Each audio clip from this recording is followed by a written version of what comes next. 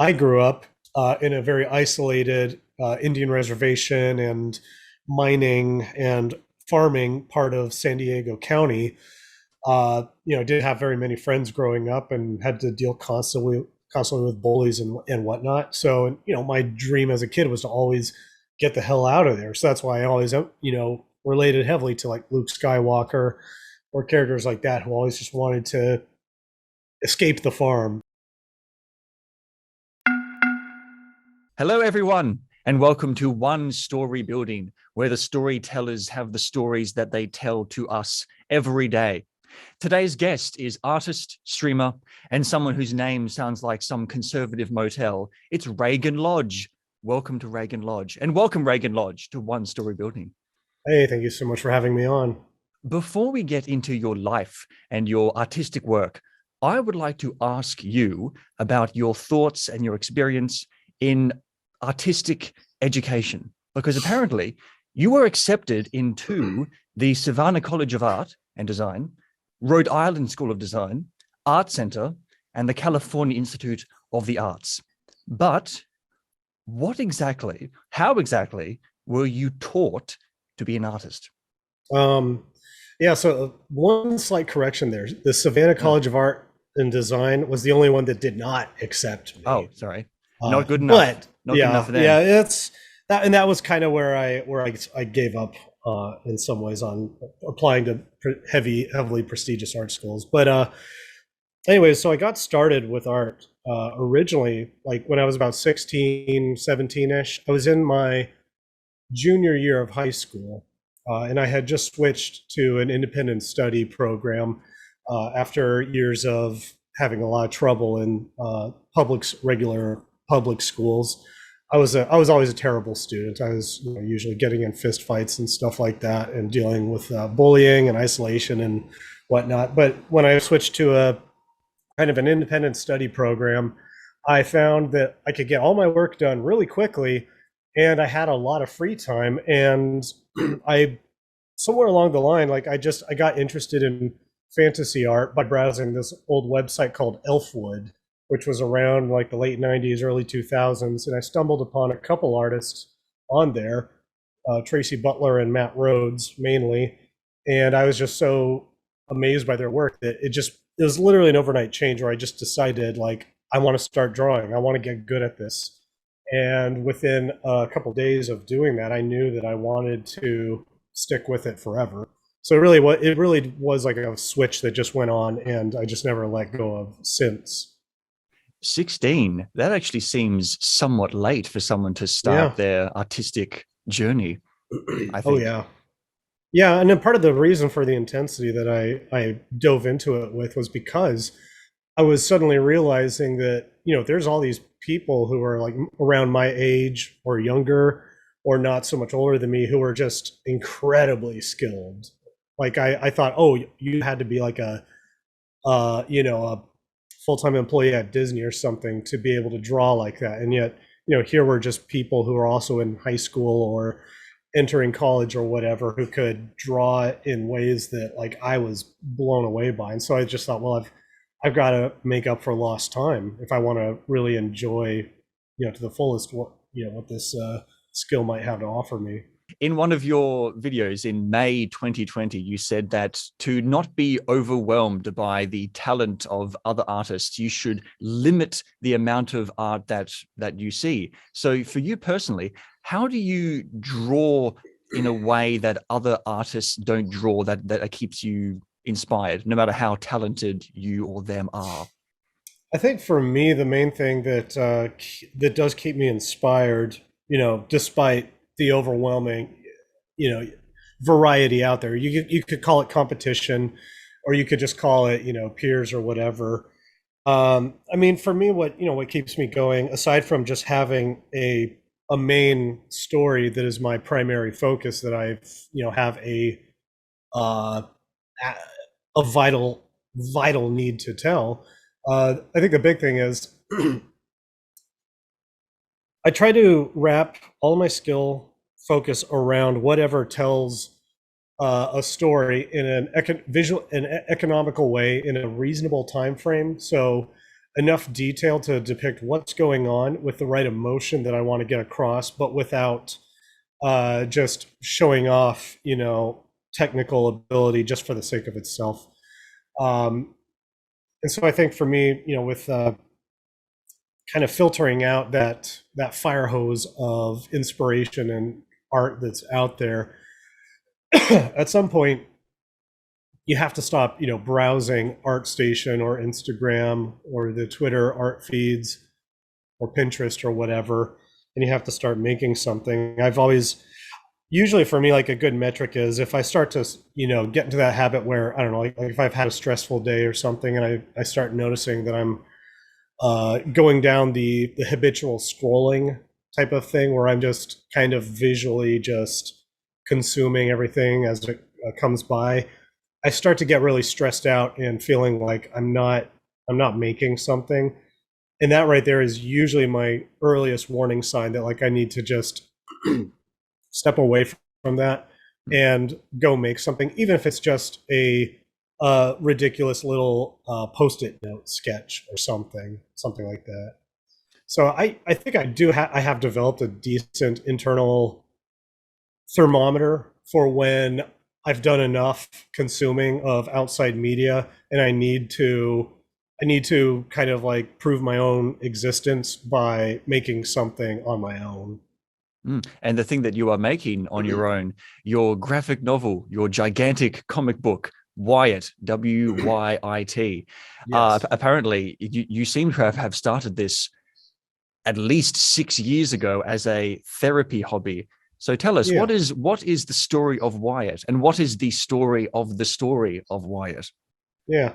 So the quick, elevator pitch premise of it is that it's a little bit like if you combined the sort of friendship driven brotherhood focused story of Terminator 2. You told it with anthropomorphic animal characters, sort of along the lines of Zootopia or Redwall or something like that, but with the dieselpunk fantasy world of Hayao Miyazaki's Nausicaa, where you've got this kind of dying Earth sort of setting, along with big hulking airships and a sort of neo-medieval kind of world. Um, the actual the back cover summary, I guess you could say, is it centers around the main character whose name is Wyatt, he's a kind of a young loner, grows up in a rural frontier town in the sort of like no man's land between two great empires of his world. And through a series of strange events, he becomes a fugitive, being hunted by a what you could describe as a task force of a bunch of samurai commandos, led by this military princess named Shar, who's been sent to capture or kill him at all costs for reasons that we'll uncover in the book. And why its only hope for survival is this mysterious soldier or this legionnaire named Rek, who has been sent to retrieve him and protect him and bring him to this distant mountain monastery where there might be answers to what's happening and hopefully safety for Wyatt. Now, we all know what steampunk is, but dieselpunk? What is dieselpunk? So dieselpunk is, most of us have seen it, and we're just not familiar with the nomenclature. If you've ever watched The Rocketeer or some aspects of Indiana Jones or Hellboy, or if you've played the game Crimson Skies or remember the cartoon Disney's Tailspin, usually dieselpunk, or actually a really very recognized example would be the original BioShock game, where the technology sort of centers around that kind of 1920s to about late 1940s type of level of technology, where it's like just pre-atomic age levels of technology, where there's zeppelins and there's airplanes and stuff, but it's not quite as clunky as the steampunk era. The steampunk era we usually think of as a little bit more leaning towards the Victorian period, where it's more coal power, literally steam power and stuff like that. Whereas dieselpunk is a little bit more the age of the automobile, the golden age of flight, where aircraft is a little bit more the technology is a little bit safer, but the world is still open for exploration. Disney's Atlantis: The Lost Empire is a great example of this as well. The technology in that is really good. Diesel punk reference material. A lot of kind of like weird War II type of stories where, there's usually a theme around secret weapons in World War II. There's like, I don't know, airships or primitive robots or time travel and stuff like that.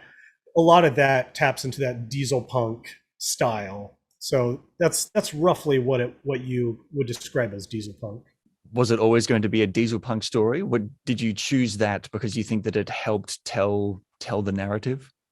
I've always loved diesel punk as a kid, without knowing that it was diesel punk. Like I grew up watching the Bruce Timm Batman animated series in the '90s. I was never like a big superhero or cape media follower, but there were a few properties that I did really enjoy, and that was one of them. It took place in Gotham City that was this very kind of gothic Art Deco style, where it used a lot of very Art Deco architecture, but a lot of the technology was a little bit exaggerated and fantastical. The skyscrapers are just a little bit taller. The aircraft had just a few more engines than they would have in real life, and things like that. And I always loved that as a kid. The Rocketeer was one of my favorite films ever. I liked the kind of pulp adventure style of Indiana Jones, which, although technologically Indiana Jones would not be described as diesel punk, it nonetheless kind of fits in the spirit of that genre, where it's that specific time period, and yet the world still has a lot of unexplored, untamed quality and mystery to it. I think that the first thing that anyone would notice when looking at any picture, any image from Wyit, is that everyone are animals. Why are they animals? I've always liked anthropomorphic characters since I was a little kid. Like I grew up watching films by Don Bluth. I was hugely influenced by The Secret of Nim, which was just one of my favorite VHS films as a kid. An American Tail was the first animated movie I ever saw in a theater as a kid. It's actually my earliest childhood memory. And I grew up in a rural area on a farm around dogs and chickens and various wildlife and stuff, with not that many people around. And so narratively, I would often project a lot of story energy onto non-human things, because I don't know, it gave an extra layer of fantastical removal for it. So if I were to tell a story where the races, the species in Wyatt's world were, say, I don't know, humans and, I don't know, elves or some other kind of fantasy humanoid type of thing, I feel like it would still feel a little bit too close to potentially everyday for what I'm trying to do. And so having that animal aspect always gave it like an extra layer of fantasy that people could kind of, myself included, but also other readers could project themselves a little bit more into the characters, because it's like everybody likes cute, appealing animals. I always thought it was interesting as a kid when you took something kind of what we would think of as cute or kind of cartoony, but put it in rather serious, grim, high stakes storytelling, without it being excessively dark either.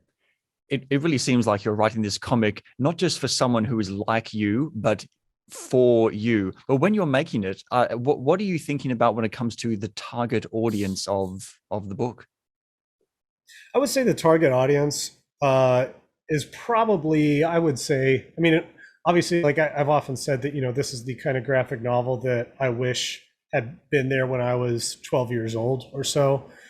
But I think anybody, probably age, I would say perhaps 8 and upwards, would be able to access it. It's written in such a way that I think younger readers would definitely appreciate it. It doesn't talk. It's not dumbed down. Like I don't write. Even as a little kid, I hated it when people would hand me TV shows or books or movies and say, "Oh, you'll like this. It was made for people your age." And I would view it and it would just feel totally just stupid. I grew up reading like the Chronicles of Narnia, Jurassic Park, um, watching Star Wars and reading the, Lord of the Rings and stuff like that at an age that people would consider maybe a bit younger than the target audience for those things. And I think that kids, naturally speaking, they do want to view stuff that is age group targeted a little higher than they actually are, because kids are smarter than we think they are, and they don't like to be talked down to. But the story has enough seriousness in it that adults, people my age, in their 20s or 30s, or even much older, would be able to read it and get something out of it that perhaps maybe people 18 and younger might not quite pick up on. But there's layers of story to it that I think can be revisited as you get older, and you might notice something a little bit new that you didn't quite pick up on before.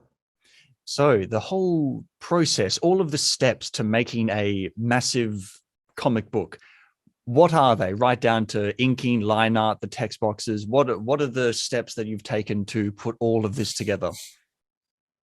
So now I didn't go about all these steps in the proper order. I mean, this was my first time making a graphic novel of this size, um, which is partially one of the reasons why it's taken so long.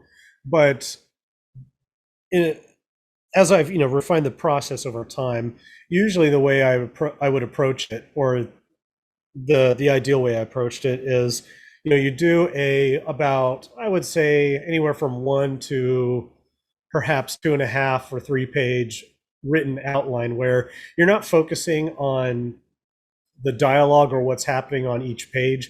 You're just getting the big strokes of what are the main emotional inciting events that get us from the beginning to the middle to the end. And then from there, after you've got a written outline that you are extremely happy with, that's when I would start uh, thumbnailing out comic pages. Now, the way that I did this is a little bit, it's a little bit backwards in some ways. I kind of do a lot of my page writing and thumbnailing at the same time. It's like I kind of focus, I don't focus solely on the visuals, but I focus on just the what needs to happen on each page. And as I'm sketching out the thumbnails, I will realize, okay, something needs to be said right here to emotionally carry us to this thing that happens on this part of the page. So I will start thinking to myself, like, okay, what kind of exchange has to be going on here? Like, for example, there's a scene where Wyit is having this argument with his aunt, and I didn't know what those exact words were going to be, other than I knew what the main conflict between them was going to be about, and that it had to end up with Wyit, walking away in frustration or something like that. And so I don't have all of those verbal I don't have all those words nailed down from the get-go. It's okay to leave those a bit vague and just kind of come back to it. The main thing is to focus on just the emotional event of that moment, because I can always fill in the words later. Um, and then usually as I'm doing the whole storyboarding process, I try to do the whole book in that way as much as possible. And then and throughout that whole process, there will be times where you kind of discover that you might need to add or remove certain scenes or pages and things like that, or you might encounter things that you do need to rewrite. That certainly happened at several points for me. So you do have to just kind of be open to some level of discovery throughout the whole process, and just try to have it as mapped out as much before you start drawing, but leave enough room for yourself that you're not going to feel like you're reinventing the wheel if you have to redo pages or even whole scenes. And then from there, my thumbnails are actually my pencils. I usually just sketch my thumbnails at a larger size so that I can just go straight into the inking afterwards if I'm totally 100% happy with those pages. And the usually with the word balloons and the dialogue, I will leave just enough space in a panel and make like just a sketched out circle for where the words are going to be. And I'll just make sure to make a note to myself, like, leave this spot open. That's where this exchange of verbiage is going to happen. But what if someone says more than you were expecting? You're going to have to shift everything over to one side just to have them say more dialogue and start all over again. It does happen, but that's the beauty of working digital, is that you can resize things a lot more forgivingly than you could with physical media. And that's partially why I work digital. I like that it's a very modular process where, say I've got a panel where the character is saying something, and then I realize later on, like, what? They really need to say this thing here, and that's just going to take up a lot more space than I allotted for. If I need to, I can just size down the character a little bit in that panel without any loss of quality, and give myself a little bit more space for those words. Or I can, if I need to, I can just maybe erase parts of the character. So maybe I drew them full-bodied in the panel before, and now I realize, like, okay, I really do have to make for a lot more space than I thought. I'm just going to change it so it's a waist up shot in this panel, because we already know from previous panels what they look like from the waist below. It's no loss of quality to the book to trim that out. It's been very easy for me to find images from this comic book because you stream while you make it. Why stream it? Isn't that spoiling the surprise? It can be.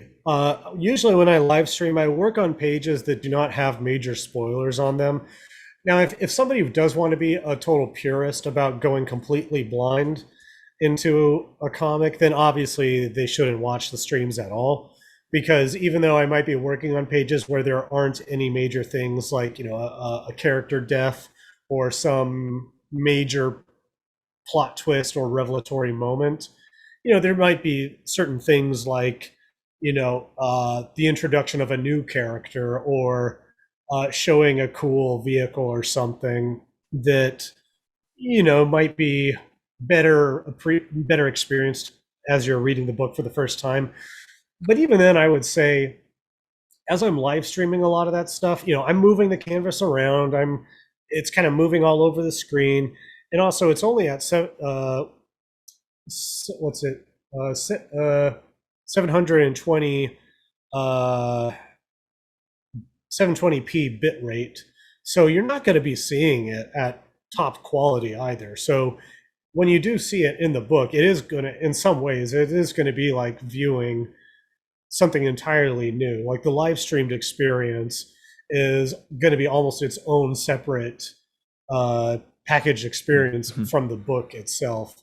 So I do take care to make sure that if I'm working on a page that does have spoilers on it, I will just put a big white or black square over that part, to blot that out if need be, or I just won't work on those pages while live streaming. But part of the reason why I live stream is because having a bit of an audience watching me, it actually helps me stay on task. If I know that there are, even if it's just a couple people silently lurking in there, something in the back of my brain tells me, you don't really need to check your text messages. You don't need to take a break to scroll Twitter or whatever. You don't really need to go get up and gaze into the refrigerator another time.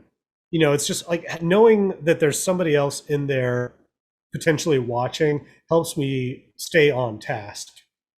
So I find it to be a pretty rewarding incentive. Yeah, the fan response, the audience response to everything that you've been doing has been so bizarrely fascinating. I've seen 3D models of Wyatt and your characters, and I saw that and I thought this was a comic book. What the hell's happening? Like how did that come into be?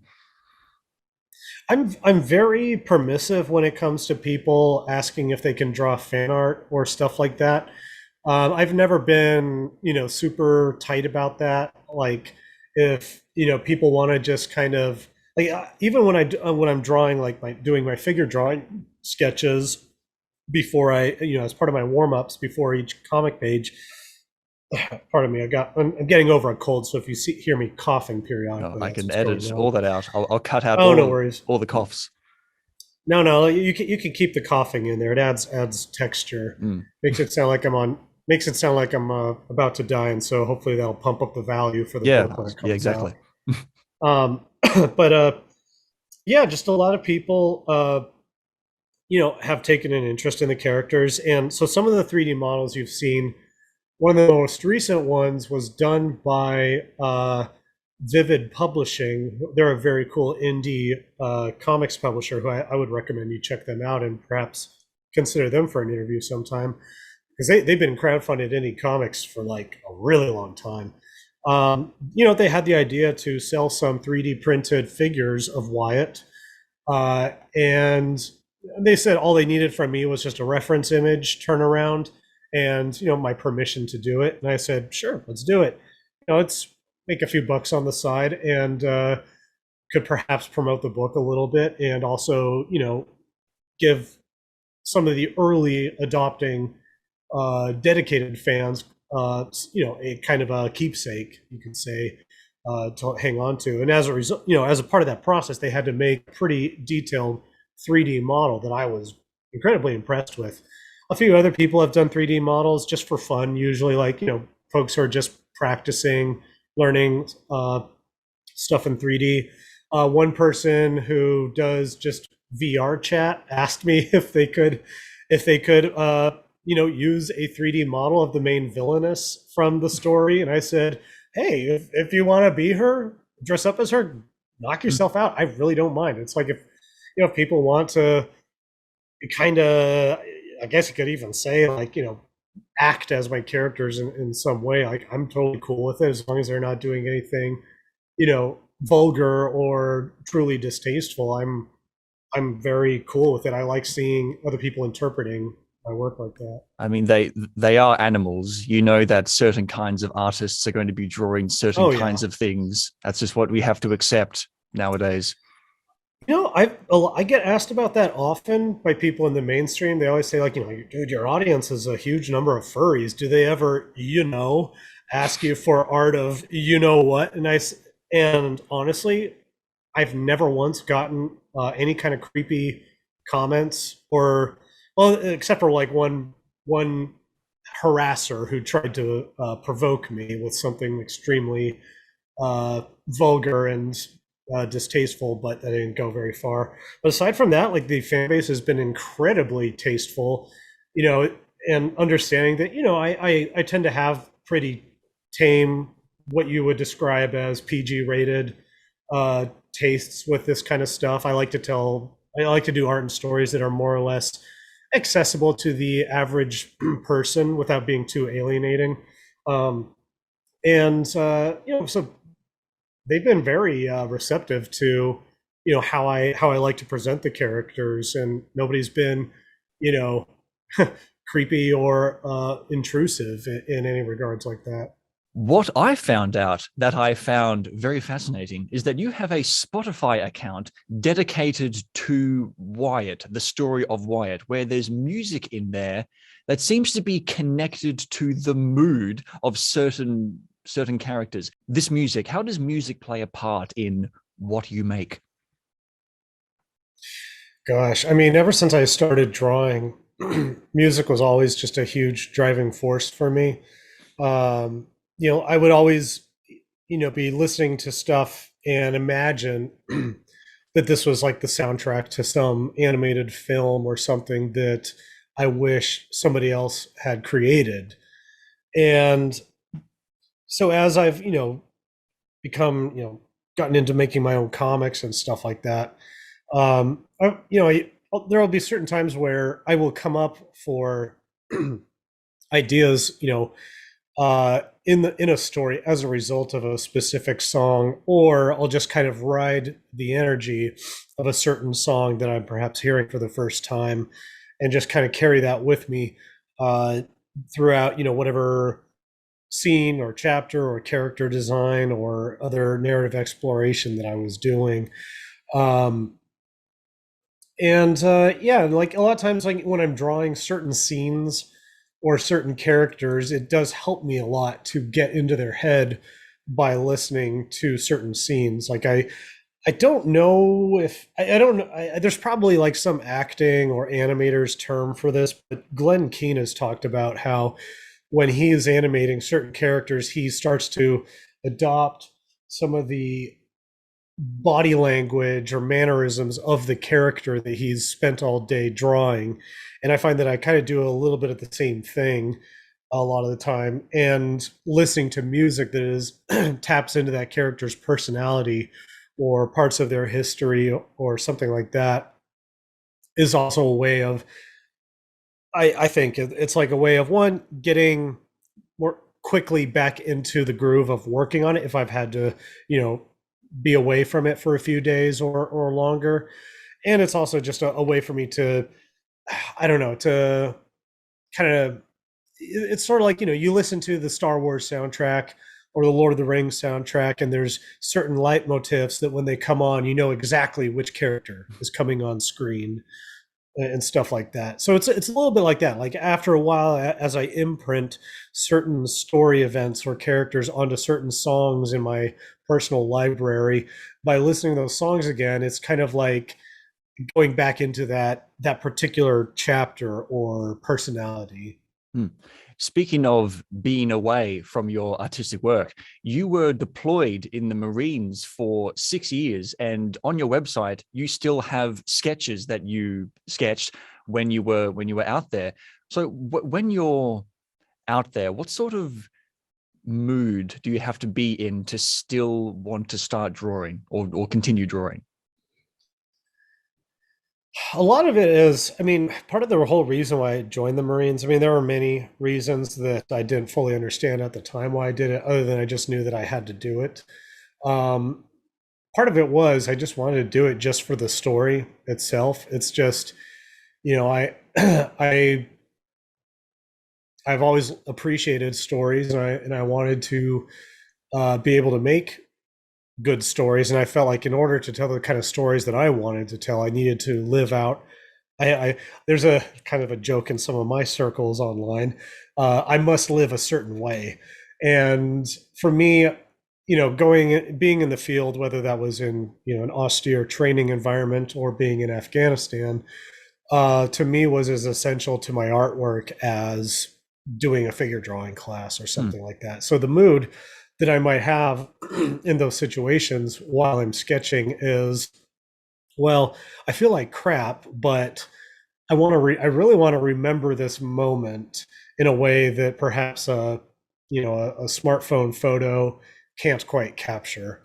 Um, so that's kind of where the sketch would come in handy, because then it's, I could notice like the certain ways that the lines were imperfect or splattered around, like maybe it was raining or I had to, I don't know, use or use some kind of like improvised materials for it. Like for example, I one of my sketches was drawn on the back of a rifle range booklet that they hand out at the start of every training period with a when you do rifle qualifications. And I sketched one of my sergeants as he was just frumpily sitting in the freezing rain on the range.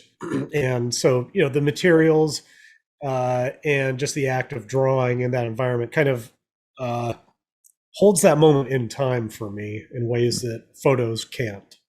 Yeah, to write about life, you have to live a life. And you may have already just said the answer to this, but I just want to clarify. So you decided to do all that to train yourself to become a better kind of storyteller? pretty much. And I did it at a time when, when it seemed kind of counterintuitive. I had I had some job. I had pretty good job prospects coming my way, even though I hadn't successfully been to art school aside from community college, art classes, and a brief, very, very brief stint at Cal Arts for a summer animation program. Um, I was just deeply unsatisfied with, working 10 to 12 hours a day behind a desk, drawing characters living out stories that I'll never live. And it's like, I was in my early 20s and I was just thinking like, it's like I was just thinking about like, my ancestors like did crazy stuff like, sailed to the new world braving dying at sea and disease and war and starvation and all this stuff, when they were probably just teenagers or in their early 20s and stuff. And just there was just this sense of like I have to know if I'm capable of doing this, and and if I'm not, well, at least I'll know that I tried. And this is not in any way to say that, oh, I think every artist or storyteller needs to go do this. I'm not saying that at all. In fact, for most people I would advise, to do stuff other than joining the military. I think going to the gym and lifting weights or taking up some kind of martial arts is plenty sufficient and will expand your storytelling knowledge in ways you never thought possible. Um, but yeah, that's what it kind of came down to. And I was in a life situation that was very emasculating, you could say. And I had to test I was always a sickly, kind of weak kid growing up. And in order to just know if I don't know, if I had something deeper within myself, it seemed to me that joining the Marines was the best substitute I had to any kind of, previous period in history is equivalent to, some kind of initiation right into manhood or something like that. And I had to kind of put myself through that in order to just know who I was or to become who I am. And afterwards, you've said that after your deployment that you experimented with psychedelics and, quote, lost your passion for storytelling. Could you just go into detail as to how that all happened? Yeah, some of that was so there were a lot of factors. Not all of it was due to the stress of deployment, although it was certainly exacerbated by the stresses of, being on deployment in a extremely dangerous environment and stuff like that, and the kind of adrenaline that you get from that. There were some things that happened back home in ways that I couldn't attend to that severely impacted me emotionally in ways that I couldn't have foreseen happening. And so when I came back, well, certainly, by the second half of my deployment, um, and certainly by the time I came back, somehow like my ability to think narratively of stories and characters and stuff like that, or to imagine scenes, had declined by, if I had to make a guess, maybe about 80%. Like even the act of listening to music was extremely difficult for me. I started drinking a lot. I started trying to find other ways to feel a sense of being alive. I would do certain risky things to kind of get that sense of adrenaline. Uh, to in any way, I don't know, just kind of feel like my existence mattered in some ways. Because when you're in a dangerous environment, uh, where your adrenaline is just cranked through the roof, and every little action, every little choice you make can matter whether or not you or somebody next to you lives or dies. And then suddenly you're dropped back into normie world full of gossip and petty little political things and stuff like that, and you feel like an alien. And so I wanted to reconnect with the art world, but I felt like I couldn't, whether that was due to my own, my personality had started to become kind of abrasive, I think, in some ways, but also I just couldn't relate to a lot of the things that people around me were upset about or prioritizing, because I just did not understand the realness of it, I guess you could say. And so I just, I felt very alienated and whatnot. And my artwork and inspiration took a serious hit as a result. And so for several years, I would say from about, I can see how some of it maybe started in 2012, but it really took a nosedive in about mid 2013 until about late 2015, early 2016, where the act of drawing was at best I could do technically competent artwork if I just threw insane amounts of time into it. Like a drawing that used to take me maybe just an hour would take me 8 hours, and the process was torturous. I could still do artwork that was good, that people wanted to commission and see, but the process was extremely agonizing for me. And so I got into psychedelics somewhere along the line, and that was partially how Wyit came about. It was during one particular acid trip where I kind of relived multiple chapters of my life as this kind of madcap milk kind of music video epic. It was the best way I could describe it is kind of like if John Milius had kidnapped Hayao Miyazaki and Don Bluth and taken them to an island with a briefcase full of cocaine and forced them to animate something. That was kind of what was going on in my head. And that was where the premise, the basic mythopoetic archetypal core of Wyit came from. I knew the beginning, I knew the end, I knew that there were two characters who were extreme polar opposites of each other, struggling to survive from one end to the other with it. And that was kind of like a sort of symbolic retelling of me trying to reconnect with lost parts of myself. Like I guess you could say, my sense of empathy for other people had certainly dried up for several years. I had become a rage addicted kind of person. I was finding myself putting myself in situations where I could be likely to get in a fight just to see if I could, have a good reason to defend myself and get out of it, that's an extremely unwise, perilous thing to do. And, even though I would not advise people to take psychedelics, I don't take them anymore. I stopped in 2017. I do think that was in some ways part of what kind of reactivated lost empathic pathways for me, that reconnected me with, other people, like being able to see them as people, as human beings again, and also to just allow myself to be a little vulnerable in a way that was not like removing all my boundaries and stuff and letting people walk all over me, but at the same time being able to do artwork that might be kind of considered putting a part of my soul out there. So the character Wyit he was a really old character of mine from the Flight Comics anthologies back in the late 2000s, and I had kind of lost touch with this character.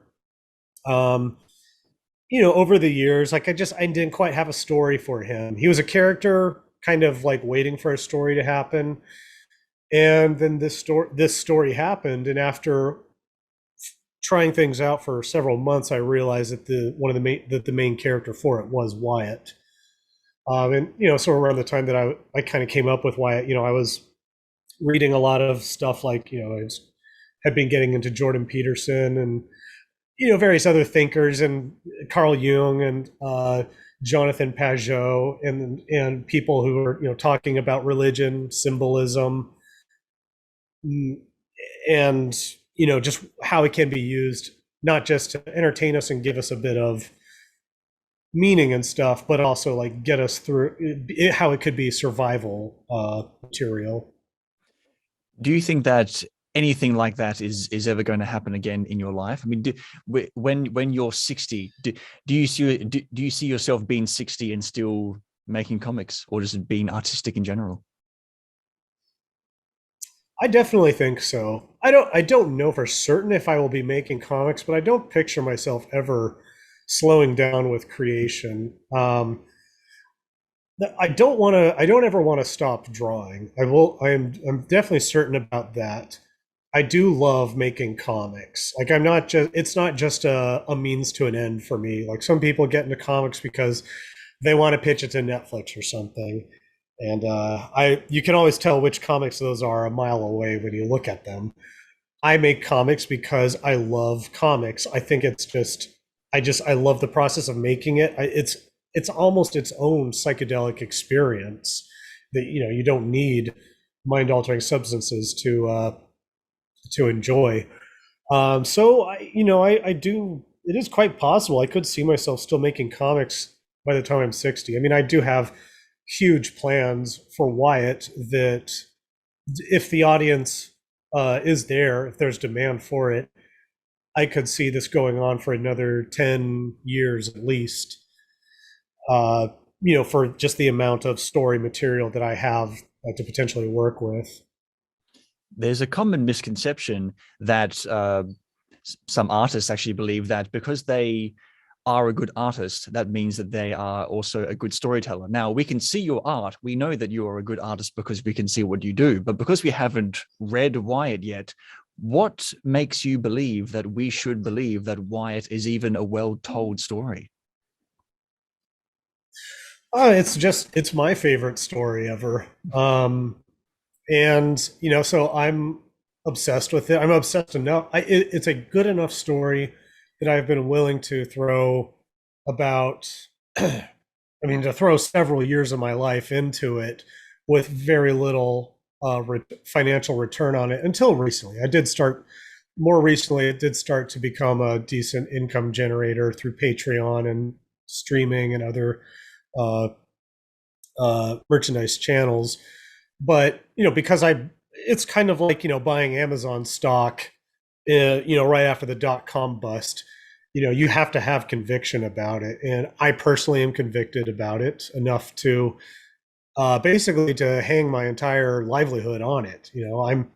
There's no other line of work that I'm cut out for art wise. I mean, if this doesn't work out, the only field I think that I might have a chance at is armed security or PMC work in some god awful part of the world. And as much of a rush as that might be, or as familiar as I might be with that line of work, it's not exactly inspiring for me. And so I've staked everything about who I am into this. It's I've burned my ships. There's two, or they've been burned for me, and it's too late for me to go back on any of it. So there's no way back, only through.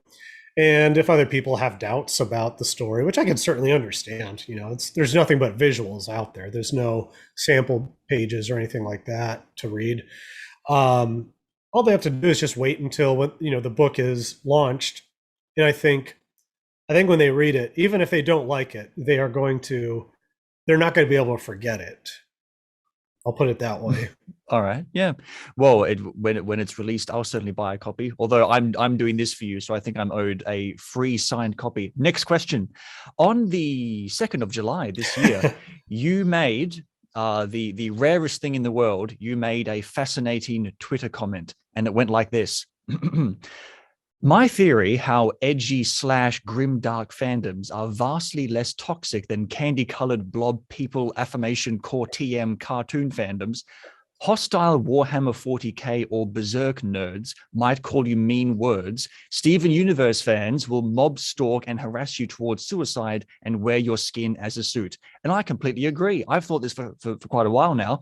The more nice the content, the more vicious the fans. But why is this?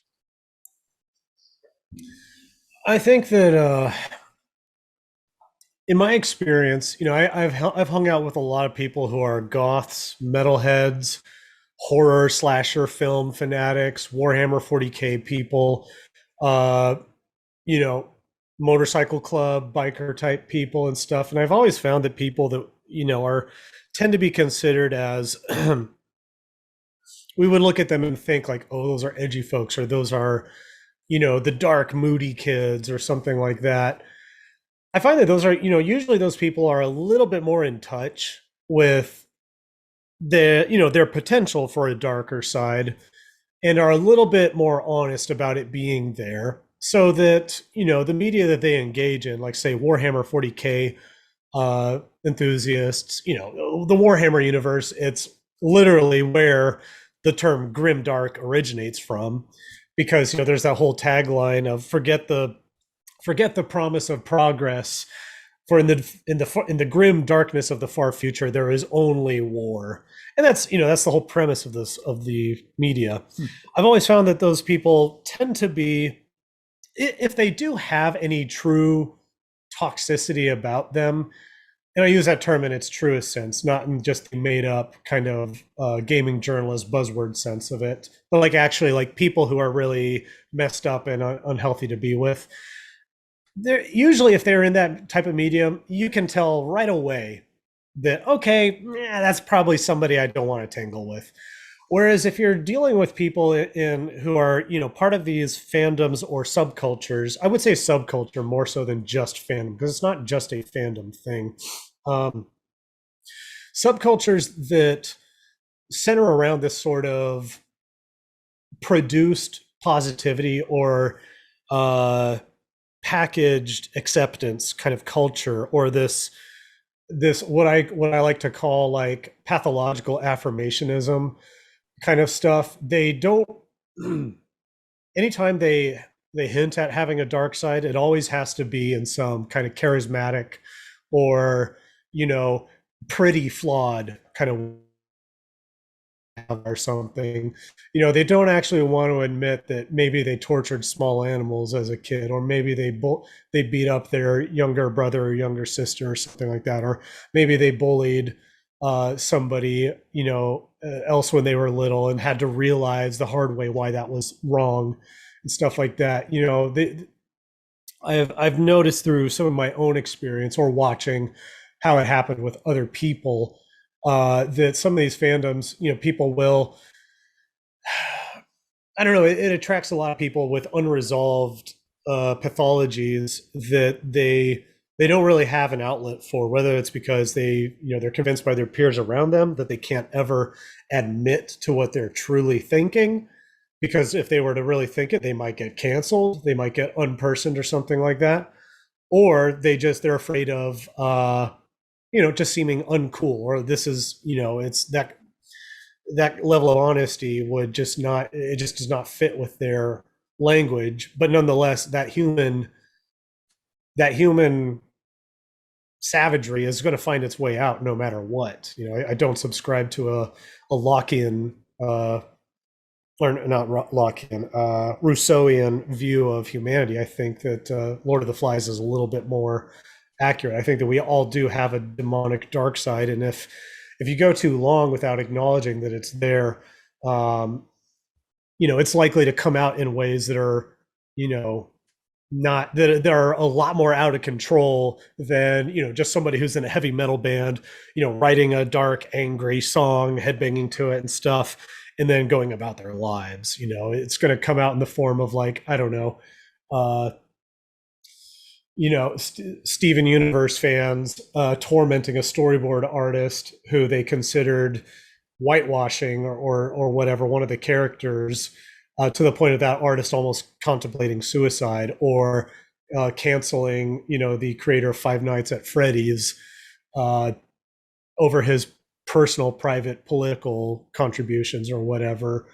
I think that that those kinds of pathologies are able to hide among kind of cutesy, fangless stuff in ways that are pretty disturbing. Well, your work is very heavily inspired by your life. And I'm wondering, how exactly do you use your life to create your work? So your work has themes and ideas that are directly from you. How do you do that, but do it in a way that other people can accept and appreciate who aren't you? Yeah. One thing I set out to do with this book is, it is not a war story. It's not a military story. I actually find a lot of stuff like that to be kind of uninteresting, just because it reminds me of work. It's a story that has, it has war, conflict, and militaria as a backdrop. in the same sense that, I don't know, Mulan or the Spielberg film Empire of the Sun have war as a backdrop, kind of setting the stage of things, but it's not about the war or combat necessarily. It's about, characters who are dealing with their lives, that are impacted by some of the effects of it, but it's not necessarily about, combat or Band of Brothers or tactical thriller kind of stuff, which I think most people, I don't know. I personally don't find that stuff very interesting most of the time, unless it's handled by an extraordinarily good storyteller. I wanted to tell a story that, took inspiration from what I've experienced and what I know. Like, for example, Wyatt grows up, uh, in a very isolated rural area in a mining town where he's a loner and he has to deal with bullies all the time. I grew up in a very isolated Indian reservation and mining and farming part of San Diego County. Didn't have very many friends growing up and had to deal constantly with bullies and whatnot. So, my dream as a kid was to always get the hell out of there. So that's why I always, related heavily to like Luke Skywalker or characters like that who always just wanted to escape the farm, or the character of Wreck, even though, I'm obviously not a 7 foot tall, steroided out commando like he is. He's nonetheless a little bit of his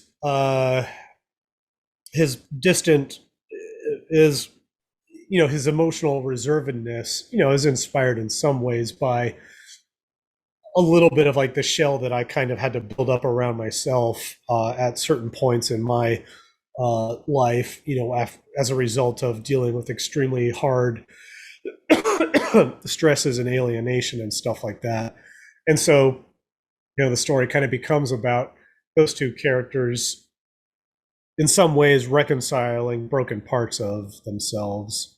During one of your streams in 2021, you talked about getting better at doing comics and just starting a comic book in general. And you said, here's what you do. You just have to start doing it. And as soon as I heard that, I went, that's what everyone says. That's like the classic generic answer. So let's just try and be a little bit more original and creative when it comes to answers like that. Because in 2019, my ink drawing process, that video, you said that even right down to certain pens and pencils that you use can drastically affect how you do everything. So pragmatically speaking, if someone was to create a comic book as big and as mighty as Wyit, what should they be, do, have, and become? I would say, so when I tell people to like just start making a comic, I don't necessarily mean just drawing pages without any roadmap for it. I just mean, don't let yourself get to the paralyzing trap of thinking you're not good enough to start making one. So there, it can be good to take a little bit of time to just, design out the characters, the main characters anyways, and just like, some very key things about it. So that, exactly who and what you're putting on the page. But people should not get caught in this trap of thinking that they need to level grind skill wise to be able to make comics. You can make comics at any skill level. You just have to know what you are going to make a comic about. And usually getting that, what am I going to make a comic about, does require a little bit of pre-planning. Um, so that's why, I recommend, start with a written outline. And that's not to say you have to start purely with words. I just mean, like for me, I'll get a visual inspiration for the characters and maybe like a few plot heavy elements, like, I don't know, an item or something that's critical to the story. And then from there, I'll be like, okay, how do I piece together all these different elements and whatnot? And that's where the writing and outline comes in handy. That's where you're giving yourself, you know what the end destination is. Now you just have to kind of plan out your routes to get there. So Yeah, that's what I mean when I tell people just you get good at making comics by making comics, but you start making a comic by, answering a few basic things about what do you want to make the comic about and how long do you want to make it, and just some other just really basic things so that you're not going totally blind into it. Hmm. What we learn to do, we learn by doing. Aristotle. See, I Hmm. know philosophy as well. Where can Right. people It's kind go? of Yeah, yeah, uh, go on. Yes. I was just gonna say, like, the best metaphor I could use for that is it's like going to the gym. People always say, like, oh, I don't want to go to the gym because people are going to notice I'm too fat, I'm too skinny, or they're going to think that I'm lifting weird. And it's like, no, look, you go to the gym regardless of where you're at physically, but you go to the gym with a log, a rough, just very basic log book of, okay, I'm gonna at least do, some chest exercises for this amount, and then I'm gonna do some leg exercises and for this amount, and so on. It doesn't have to be super specific. You just have to know roughly what are you doing when you get there. But the whole point is to just get there and start doing. Mhm. And so, yeah, that's how it is with comics. Right. And where can people go to follow and support your comic making journey? So the easiest place to find all my stuff under one roof is just my website, reaganlodge.com. I also have a link tree, which is just link. I think it's like linkt dot, or no, it's like link. I don't know. It's linktree/Reagan Lodge, whatever that is. Um, and if you go to my website, you'll also find links to my Instagram, YouTube channel, my Twitch channel. Even if somebody's not a live stream watcher, I've got it. I got an Instagram that they can follow, or if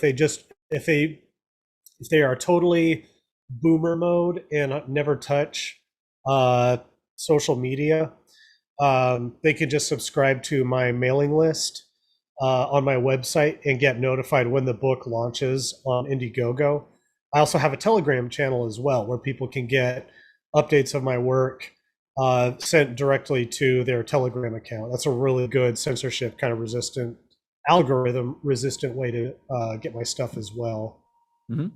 On your website, it says that you accept donations in the form of cryptocurrencies. So the question is, as an artist who seems pretty on the ball, what should other artists and artists of the future be thinking about when it comes to cryptocurrencies, NFTs, and digital art? Um, it's all noise except for Bitcoin. Now, I'm not saying I'm not a Bitcoin maximalist, but it is the most tested and most decentralized and most uh, how do I put it, immaculate conception of all cryptocurrencies out there. Um, it's unconfiscatable. I think that's how it Nice goes. save. As you can tell, I was clearly a star at English in high school, but I got into cryptocurrency in about 2015 or so, um, and I remember around 2016 or 17, I started like on Twitter telling other artists like, hey, PayPal is kind of gouging us with fees. Like, anybody want to start like doing commission payments in Bitcoin with me? And a couple people were into it. I did some commissions, got paid in Bitcoin that way. Most people just laughed at it. They weren't laughing when Bitcoin hit 60,000. They're probably laughing at me now that it's back down to 19,000 and dropping. I think it's probably going to go lower. But I think that at a time when people can lose their payment processors for entirely frivolous reasons, whether that's because you use PayPal and I don't know, you did artwork that has kind of sexually adult subject matter on it. I've heard of artists being kicked off of PayPal because of that, or you have political opinions that somebody, I don't know, some journalist out there gets an axe to grind about you, and so they start a bullying campaign to get your payment processors or banks to shut you down. That can happen. Bitcoin cannot be confiscated from you. A lot of other cryptocurrencies, they can be shut. They are centralized, despite what their marketing says about them. They can be shut down. Um, Ethereum, for example, is hosted mostly on Amazon Web Services. That's a massive weak point there.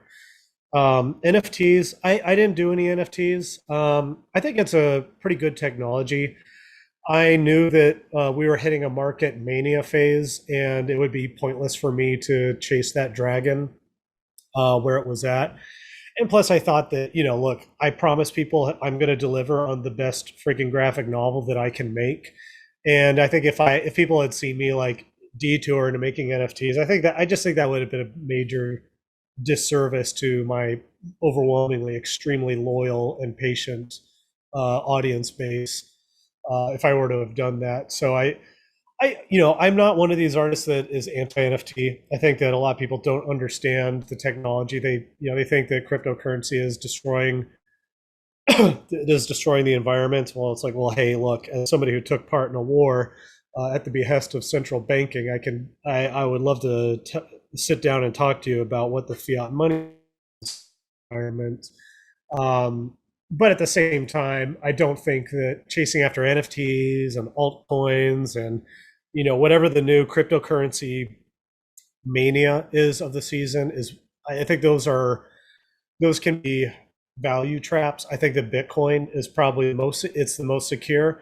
It is very volatile, so I would not tell anyone to just throw all their life savings into it. I would say, look, if you're an artist and you are concerned about your fiat currency depreciating in value or potentially being deplatformed from payment processing, maybe consider taking some of your payments in Bitcoin or just dollar cost averaging a little bit into Bitcoin in small amounts that won't stress you out, but just give you enough skin in the game to learn about the technology and understand why it is valuable and will become more valuable. Wyit is valuable.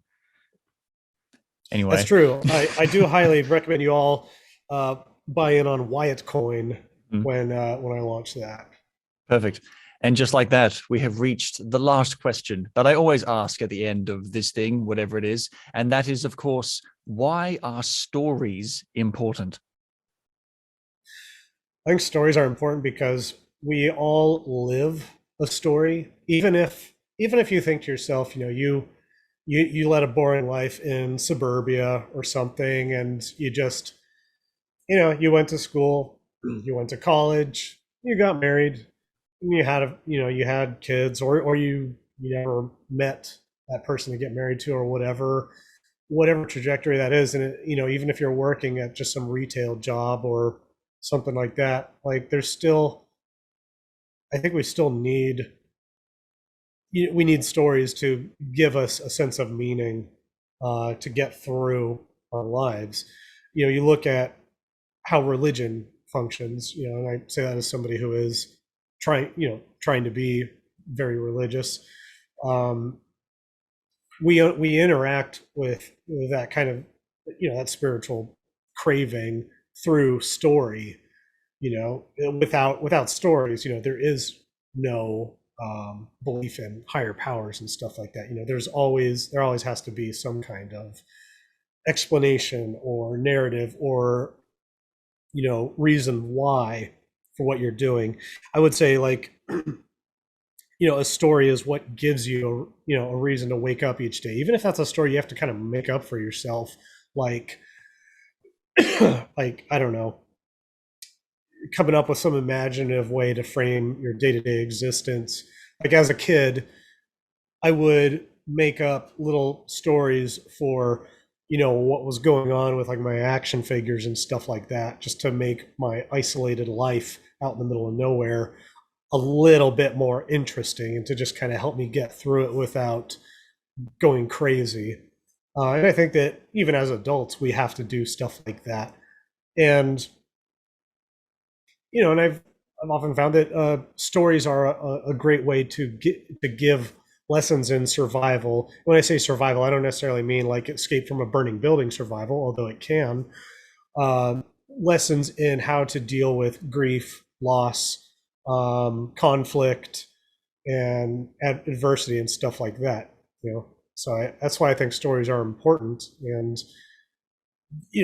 for even if you think you haven't lived out a good story yourself, like even just consuming other made up stories, whether that's books you've read or video games or whatever, that can still give you something to cling to just help you get through the tedium of your day-to-day existence. Like a quote I heard, I think this is a Nietzsche quote, although I heard it from someone else who's another very wise man, once said, he who has a why can bear any how. And I think stories are a great way to, give us that why, for whatever trouble we may be going through in life. Yeah, I think telling stories is important for someone who's going through a lot of pain in their life, because they can justify it by saying, well, if my life is terrible, someone else might be able to read this story, know about my life, and then get inspired, which makes it okay. Exactly. Yeah, exactly. Like even if your story is just kind of venting or something, if at the end of it, if it still imparts some kind of, and this is how I got through it, kind of theme, that makes it useful by default, I think. Reagan Lodge, thank you so much for coming on to One Story Building. Oh, thank you for having me on. This was great. I'm looking forward to sharing this.